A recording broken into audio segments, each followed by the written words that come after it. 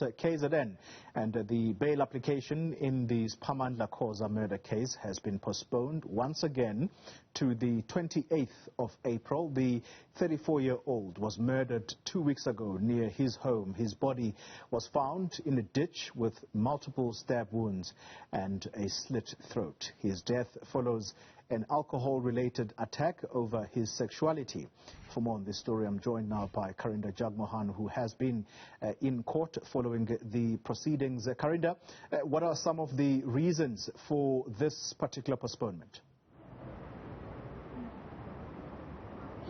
Good day to you. Well, according to the prosecutor in court, the address that the suspect needs to stay at, should he be granted bail, needs to be verified. There have been multiple postponements in this case, though, since the suspect handed himself over to police. That was 25-year-old Thando Mgege. He is known to the family and was known to Siphamandla Khoza, whose body was found, like you said, in a ditch nearby his home earlier this month. His throat had been slit and he'd been stabbed multiple times. This is alleged to be a hate crime, and that is why outside court a number of LGBTI plus activists have gathered. Among them is Frank Gazu of the Gay and Lesbian Association of South Africa. Thank you for speaking to us, Frank. This is not the first case of its kind that we are seeing in South Africa. In fact, just this weekend, yet another gay man was found dead.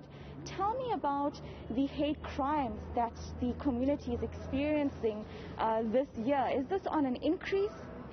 Thank you so much, Karinda. No, the hate crimes are indeed on an increase. Just about 2 days ago, we also learned of the passing of Olonwabo Jack in Cape Town, Nyanga East, who was murdered on his way home from celebrating his 21st birthday.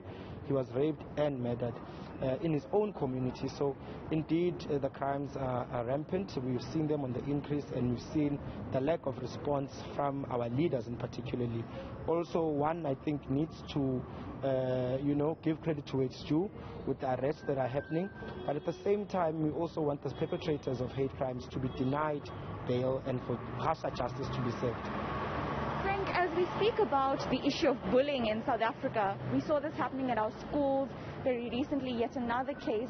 Tell me about bullying tactics that the LGBTI community faces on a daily basis, perhaps any personal experiences? Well, as a queer person myself, we do face a lot of bullying. Bullying is something that happens daily and it's become something that we just washes off our backs and we take it lightly, whereas in fact it is actually quite serious, and that's where we need to pin it. We need to nip it in the bud. Bullying happens even when you're just chilling with your friends and having drinks or whatever, and someone will say something and say, don't act gay. You know what I mean? Like, what does that mean? What does that mean? Because it's small remarks like that that actually perpetuate such hate crimes to even happen in society. And I have a strong feeling that some of us within our own society let people get off the hook without reprimanding them, not disciplining our friends and saying, hey, actually you don't say that. If you're going to address me, don't address me as a gay person. Address me as an ordinary human being, as Frank Gazu, the individual.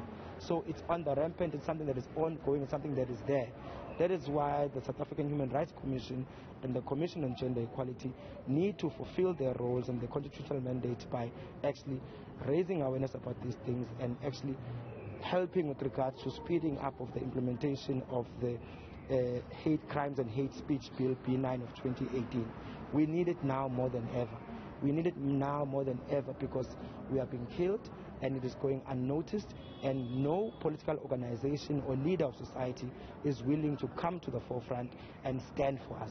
We are on our own as the queer community in this country. South Africa was among, the first countries to legalize same-sex marriages, and there are many laws that allow people to enjoy their freedom in this country. But do you think that despite these laws in 2021, the youth feel comfortable about disclosing their sexual preference today? I mean, we are forcing matters here. We're doing it because, well, like you said, the Constitution provides for that. But in terms of safety for us, it's not safe. But we're doing it because, hey, the Constitution recognizes it, so who cares? So what? But not as many people are like Frank.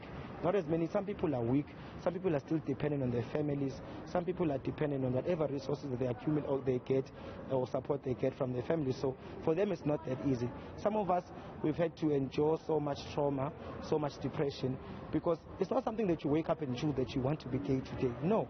So at the same time, you are the one as the gay person, the victim that needs to make other people understand that actually, guys, there's nothing wrong with me, embrace me, because they're not willing to do that. Society is not willing to do that.